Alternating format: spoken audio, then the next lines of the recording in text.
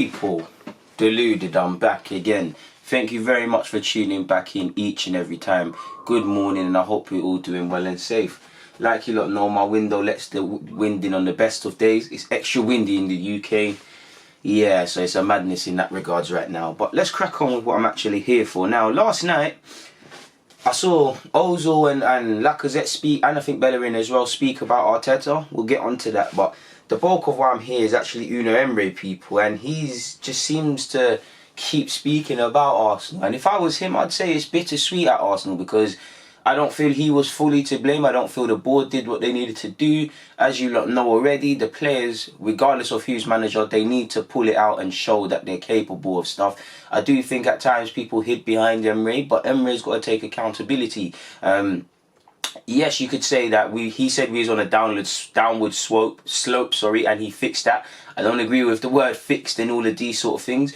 I think he's a bit deluded, and it's a bit ironic me calling him that, but yeah, he can take some pride. At the end of the day, in his first year, he got to a Europa League final and he finished, 5th? But if we're honest with ourselves, the reason we didn't get top 4, excluding the players, Emery's his own worst enemy. Decisive period, he started fucking about with the team, and I think Jenkinson had to play, so I'm not going to do that. But, you know, you saw Jenkinson and El Nene and just some people, we were doing pivots and whatnot at the crunch time. I don't think Everton away was around the same period, but Everton away, I remember he suddenly changed the pivot, and it was no coincidence when Dozie and El Nene together didn't bang. So I think he messed around. Obviously, man management and player skills. I don't like to hear people being disrespectful, mocking the word of his use of good evening or his attempt to use English and stuff. And I'm not saying the players were mocking him because of that, but he failed to really get their respect. Clearly, they had admiration for him. He's a professional coach and a knowledgeable guy, but I just don't think he got it in terms of man management to the scale Arteta does. You can tell Arteta, obviously, he doesn't know everything about every player individually, but you can tell how he might chat to Ozil will be different from Lacazette, but he goes above and beyond to make sure he's cool with these people, and he surrounds himself by people that do that. And I also feel you don't need to bring in former players, a former Arsenal man, but Arteta, you're hearing he's making an avid push to do things like that. And things beyond the field, greeting people and stuff. And from things I hear, you don't hear Emery was always on that. The reason Emery was a failure at Arsenal is himself. Even during the 22 unbeaten run, you all saw results, and I got a lot of stick for saying it. Results were flattering how we're playing, because we were saying, remember when we wasn't shooting enough? People were saying, it's a signs of an effective side, and you say, no, you need to start shooting more. When we're turning it around in the second half, resilient side, this and that. We had to keep changing things at half time. Clearly, there's something wrong with both the players and how Emery's going out there. But let's crack on with what the man has actually said. And I'm going to have to go on my phone because I think the screenshot I got hasn't got everything and whatnot. But he has said, Arsenal was a club on a downward slope for 2 years before I arrived. We stopped this fall and even began rebuilding the club with the Europa League final and 5th place in the league. Only 1 point off Tottenham, despite the fact that we just took 1 point in our final 5 matches. Again, I don't agree with you stop the slope, but you can say, okay, cool, you got to your Europa League final and you finished a point of Spurs. But that point is not just a point, really. For me anyways, yeah, you missed out by a point, and the macro of it looks like a decent year. You've come in, the team was a mess, which it was. He didn't do completely poor stuff, because playing out from the back, you could also say that Emery got that in, and it's almost given Arteta a platform of sorts. So he hasn't been completely bad, but it's a bit rose tints. We missed out by a point, and we can't deal with ifs and buts. Fact is, we missed out by a point. But how many games did we shoot ourselves in the foot? How many draws? Again, we choked at the most decisive period, the tail end of the season. That is on the manager as well as the players, people. We got to Europa League final. Yeah, we got to the final, and it was a good run to beat Napoli, Valencia and who else. But look at the performance in the final. The players have got to take responsibility. But look at the performance. And you're hearing even in regards to the planning of the final, apparently Arsenal advisors and whatnot were trying to tell Emery to do certain things, and he wasn't. So in relation to preparation, it is what it is in that regards. I mean, you gave Martinelli his debut as well, so you can claim that, but it's really under Arteta that he's really started playing with, Lumberg at West Ham, that he's really started playing and whatnot, people. But just sounds like excuses, people. He said we had the Champions League qualification in our grasp, and it went wrong at the end. It was a good season, and we had this notion of continuing to improve, but we lost our 4 captains. Koscielny, Cech, Ramsey and Monreal. And I'll stop you right there. Again, you lose voices in the change rooms. It makes sense. But you're hearing Koscielny and Emery didn't have the best of times. And again, obviously it's a bit different, but none of them are there now. Are we using that as an excuse under Arteta? Despite the fact is, when we came in under Emery, results wise, we was doing much better. But I'm sure most people, myself, I'm more confident in Arteta because yeah, we was going 22 unbeaten runs when his first year, but I wasn't seeing certain things. And when your luck runs out and people move perceptions and you're not informed, you see what I'm getting at. We haven't got any of these 4 players, people. And again, other players have stood up to be counted, but I see that as an excuse, people. With the exception of Ramsey, Monreal was a consistent performer for us. Shout out to Koscielny, excluding how he left. But these lot are not part of Arsenal's future. They can be reassuring voices, but they shouldn't make up the key part of your side. It's time for young players or other players to step up. People are standing up to be counted within reason under Arteta, and it doesn't matter if it's the goalie or the strikers. And again, you need to have captains. You can have 1 or 4 captains, but to a fair degree, captaincy should be irrelevant, people. Yes, someone should have the band, but that's all it should be. You should have 11 captains on the team. That doesn't mean everybody shouting instructions. That means everybody fighting for the cause, everybody standing up to be counted, everybody having a voice when appropriate. And I'm not gonna lie, certain players did hide under Emery, certain players have hid under Wenger, certain players hid under Lombard when we weren't winning. People hid. People have been hiding at this club. And Emery, the main tailline is, well, let me carry on, people. They said they were personalities that we missed this season to stay on the right track, and some stars did not have a good attitude and asked for more than they were giving back. Taking all that into account, we needed time to succeed with our transition to a new Arsenal, which I wanted. Again, certain players needed to pull it out, but again, it's common sense. It goes back to your relations. I see that as a shot at Ozil. That's the elephant in the room. But you hear you didn't have a good relation, too tough with Ramsey, with Mesut Ozil, with Lucas Torreira. You're hearing Granit Xhaka, who, was meant to be your lieutenant, and Xhaka's a big vocal voice in the changing room. And apparently Xhaka is the guy who, if the player's got grievances, he's not the guy to be talking behind people's back. He's going to go up to the manager and say, yo, well, go on, I'm not feeling this. And he allegedly said that about the training things. So if we use that logic, if Xhaka has gone out and said that, and he can have his own opinion, how many more people think that? Again, whatever you think about Ozil, do you get what I'm saying? You heard comments that it was bewildering why they're leaving him out, and Ozil's a favoured player in that side. You can see why Arteta's not trying, not that it matters and I think Arteta cares, but he's keeping him on side. Do you get it? You didn't do that. You're hearing young players taking a piss out of you as well. I don't agree with mocking a man's English and things like I was saying earlier, but you just never really gained the respect. You never really gained that relationship with the players. Yeah, Saka and Martinelli in particular give you praise. And listen, I never want to disrespect anyone, but you have taken responsibility to a degree for your failures at Arsenal, but I think you're looking at it with a bit of delusion and a bit of rose tints, really and truly, especially with how we did not get top 4, because that paints some picture like I did all I could and we couldn't get any further. We collectively as a team, players, everybody but the fans, because we are not on the pitch, fucked it up, people. Like, you could have got top 4, it could have been a wavy season and whatnot.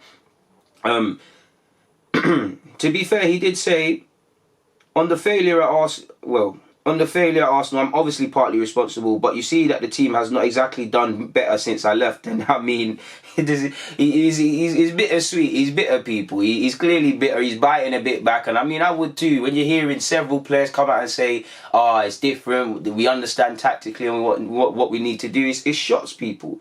It's shots. And again, players need to pull it out, but you've got to remember, this is a job. How many times have you had idiots as bosses and you don't really want to work, you're not motivated, you might like the company, you might like your teammates, but your boss makes you mad? Do you get it? Emery failed to get man on side. Now people will break their neck for Arteta. Do you get it? People break their neck for Klopp. Do you get it? Because, yeah, they have to be professional in this football, but they actually like the guy. And I don't think people like Emery, really and truly. He also said on Pepe, clearly he wanted Zaha, and do you know what? I agree with him on Pepe because it's taken a bit longer to adapt and whatnot. Clearly we kind of went for Pepe over Zaha because he's a bit younger, and for me the key one is, obviously, you look at 70 million, you hear they wanted 60 or something for Zaha, and you can look at it on the base level and say, why didn't you go get Zaha? But you've got to look at it. Crystal Palace are a Premier League club. They probably wanted more upfront payments. They're more likely to want to keep hold of Zaha. With all due respect, Leo, they're a selling club. They've got Akone, they've got Bamba, they've got Gabriel. They've got a couple of players that they've been selling on, that they plan to sell on, and with Pepe. And obviously the structured payments, yes, it reached 70 million, but it's like Torreira, it's a thing where we're staggering the payments. So that was an attractive, an offer because the club was easier to deal with. But it's no coincidence that he didn't really want him. He didn't really set up the team for him, but he said Pepe needed time to adapt. But he said, we needed time to succeed with our transition of the new Arsenal, which is what I wanted. For example, Nicolas Pepe, who was the club's choice, clearly needed time to adapt. But I accept the rule of thumb that I am poorly placed to criticise because I also benefited from judgment in the past. I am obviously partly responsible, but you see that the team has not done exactly better since I've left. And to be fair, like I was saying, people, and it applies under Arteta to a degree, because Arteta's doing good things. I'm a big fan. But it's like people just need to look at reality. Don't be so quick to say that it's all bad and all good. And obviously with Emery was the first man that came in since Wenger left. Certain man, you know, the fact that Wenger left, they'll accept any crap the new manager does. Certain people are still riding for Wenger and all of these sort of things. Clearly, Wenger, for me, Wenger has my respect. He's shaped the way I play. I've not only played grassroots football, but look at football. And a big reason I make these vids, people. But at the same time, he needed to go. Clearly, he wasn't the man anymore. I think people were so quick, especially under that 22 unbeaten great run, to proclaim the new Arsenal is back. We've changed, we're this, that and the other. And it took a while for people to really question Emery, because for a while, and rightly so, he ain't got his own players, he needs time, he needs this, but people weren't actually, they were using that as excuses to not look at what he's doing on a football field. Look at Arteta. Arteta's been there for 2 seconds. He still needs his own players. We don't know if it's going to be a success, but immediately you see what he wants to do. High press, brave on the ball, which there's still teething problems. And we're, like he said, we're not doing exactly good. We've got 5-6 draws in a row, 13 this whole season, part of which is Emery. Do you get it? It's true. But under Emery, we would literally, it sounds dumb, but we're just winning games. Like, we're turning it around in the second half. Couple isolated incidences, he delivered a tactical masterclass, but game by game, you didn't know if it was 5 at the back, 3 at the back, and clearly the players were a bit bewildered, the fans were a bit bewildered, and I can't lie, I did find Emery a bit cowardly for a top 6 club. I don't think he's a top 6 manager, not through ability. He's clearly an esteemed manager. You look at his CV, it's very strong, but I just don't think he has the courage to be a top 6 manager in the Premier League. He can't manage Liverpool, clearly, because, you know, Anfield fans want to be brave. Arsenal, we need to be brave. Spurs, I know they've got Jose, but the same logic. Chelsea with Lampard. I think even Brendan Rodgers is a better fit than Unai Emery at Leicester because he wants to be brave. Emery was too reactive. I told man, when he said chameleon team, whenever he came out with them chameleon comments, I see his angle, but they scared me because, forgive me if I'm lying, but when you think of a chameleon, you think of hiding, you think of shadow, you think of incognito, you think of cowardly. You don't think of cerebral, brave, prideful, cunning, you know, kings of the jungle sort of thing. You don't get that under man. You don't think that with him. And a bit of that goes with Emery, people. He's also offered some other thoughts in relation to, I'm not going to carry on with it, but Thiago Silva, he said he more or less wanted to have him higher up the field, defend higher up the field, and they had some issues in relation to that. But again, you have to realise why has he been at different clubs, and certain people say the same thing, because it's been even said in his time in Russia. But moving away from that, people, Mesut Ozil said, as a club we are much happier and everyone wants to give everything. What I can do is give everything for the team, for myself to be successful, and let's see what happens in the future. Our goal is to be in the Champions League. This year we've had difficult times, but I think we're in a good way. It's just 2 months under Arteta, since Arteta is here, and we've improved a lot. Lacazette, who hasn't bagged since Arteta's taken charge, has actually carried on with them good comments. He has said, we are more together now. The way we think as well on the field and outside the field, tactically we are better, and we're going to see a big improvement in the next few weeks. I mean, I'm not going to lie, you lot were saying this under Emery as well, so you lot need to continue it, people. I'm not going to lie, even though I agree that I'm seeing all of this and I agree with everything. I remember when Emery came, Mustafi in particular, everyone was bullish on Emery, and it's like you're hearing the players turn on them. So turn on them, man. Regardless of what I feel about Emery, the players need to, you know, we're really looking at the players now with Arteta. For me, I'm looking at if these players are listening to what Arteta is saying, which so far so good. And obviously I'm looking at the board because they need to bring in players. Bellerin, who sadly had a rough time with injuries, people, has also echoed these comments. And I think Leno, I did a vid on Leno being positive as well. He has said, it's very early doors in time in relation to Arteta. Mikel has a new philosophy, and the way he has implemented it, in the last few games that we played, there's been a big change. I think sometimes we need to be a bit more efficient in front of goal. True, Bellerin, we need to start shooting and scoring. That's also something that comes with confidence. When you see that you're playing better and controlling games better, the goals are something that's going to come. I'm sure you're going to see that very quickly. For us, the promise is that we're trying to get better every single day. When a different coach comes, there are a lot of different things that you're being asked to do. And all of that is 100% facts, people. Let me quickly see if there's any other comments in relation to this that I wanted to speak about. Arteta's actually spoken in relation, in fact, and it's also important, regardless, people, to remember that regardless of what Emery says, it's not like he was set up to fail, people. He inherited a poor team, I'll give him that, but they weren't exactly the worst. For time, he didn't know what to do with Lacazette and Aubameyang. You know, you had Xhaka and Torreira. For 1 minute you're using Torreira in a great position. Next year you're trying to change him up. Aaron Ramsey, 1 minute he's in the side, then he's not prior to him leaving. Again, he messed it up, and he is the reason we didn't get top four. He messed it up as much as the players at the tail end of the season. And he embarrassed himself as well as the team. They all embarrassed themselves in that Europa League final, people. So he needs to take responsibility. But in relation to our new manager and someone that's not going to spend a whole heap of time whining and complaining, Arteta has said, in relation to the trip, in relation to Dubai, he said, we cannot be any happier with the conditions for us to train. We've had good reason to come here. We're really happy that we made that decision. We came here to work. It was not a holiday. We've been working really hard. And you're seeing the training pictures as well as the calm holiday pictures and downtime with people.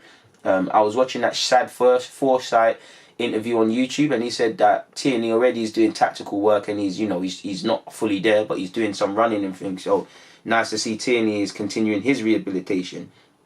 Arteta isn't prepared to give up the top four, and he has said, everyone is giving points away. It will depend on us. If we are able to put 3 or 4 wins together in a row, we will be much closer. At the moment, we are far from it, but there are a lot of games to play. It's very tight, and all of that's true. But the key word which Arteta has said and which fans keep saying is if. But.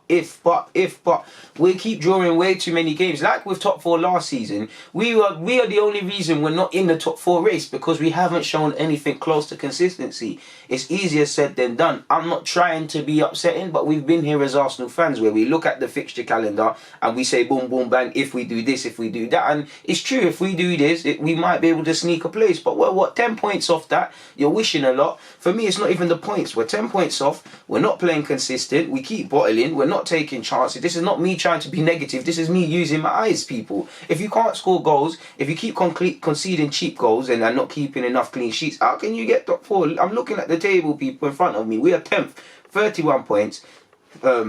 Sheffield United, come on Sheffield, beat Chelsea to that, man. I have to cheer on Sheffield for the Champions League spots. And Leicester and them thing there. But Chelsea are on 41 points. We're on 31. We're 10 points off that, people. Again, you win 3-4 games in a row. 4 games in a row. What's that? 12 points. Hopefully Chelsea or someone drops points. But you look at it, people. On paper, it might sound like the fixture list is generous, but football isn't one on paper. People, we shot ourselves in the foot not scoring against Burnley. Obviously, silly goals in the 2-2 draw against Chelsea. Yes, there was fight back and it was a convincing performance. Shot ourselves in the foot in the draw against Sheffield United. Shot ourselves in the foot against Crystal Palace. You get what I'm saying? Shot ourselves in the draw against Everton and Bournemouth. This is the sort of thing, even when we go as far in this fixture list as I am, people, when we won 3-1 against West Ham, it was 3 goals within 9 minutes, and it doesn't matter for his previous managers and whatnot. My point is, it don't matter if it was Emery, Arteta, Lomberg, the players have got to want it. The players, it's in the players' hands. Managers can do so much. It's in the players' hands. If they want top four, they need to play like it. And I hear Luis talk about it. I hear Ozil speak about it. I hear bare enough man chat about it. But do you want it bad enough? Is where I'm getting at. Looking at our fixture list immediately, I'm at Arsenal versus Newcastle, folks. So Arsenal have got Newcastle. Obviously, we've got Everton after Newcastle at home. We need to make games at home count. Obviously sandwiched in between the Newcastle and Everton game will be the first leg in Greece to Olympiacos. The return home game is on the 27th of February. The game against Manchester City is saying has been postponed. I don't know if that's in relation to West Ham and their game being postponed and having a domino effect. But if the table was supposed to stay high, it was supposed to stay, people. We'd have fixture list, you have Newcastle, Everton, Manchester City away. You have West Ham at home. You've got Southampton away, which they're playing in good form. Danny Ings is a hitter. If you're an Arsenal fan, me personally, I never like to go to St Mary's, so it's a bit of a mad thing there. apologies, people. Before Southampton, we've actually got Brighton away. We've got Norwich in April. We've got to go to Wolves away. We've still got to go to Spurs away. We've got to welcome Leicester at home. We've got to still play Liverpool. We've got to go away to Birmingham and play Villa. We end the campaign on at Watford. So there are, on paper, some winnable games. Obviously, we've got Portsmouth in the FA Cup, but for me, it's firmly Europa League or bust. Of course, I hope for a miracle. I hope we put a consistent run together in other teams' bottle. Why wouldn't I, people? It's in my best interest. But that's not how the cookie crumbles typically in life, and more so football. So it is what it is in that regards. I'm not going to bore you with anything more, people. I'm just going to get out of here. On that note, it's always a pleasure speaking with you lot. Deluded, I'm out.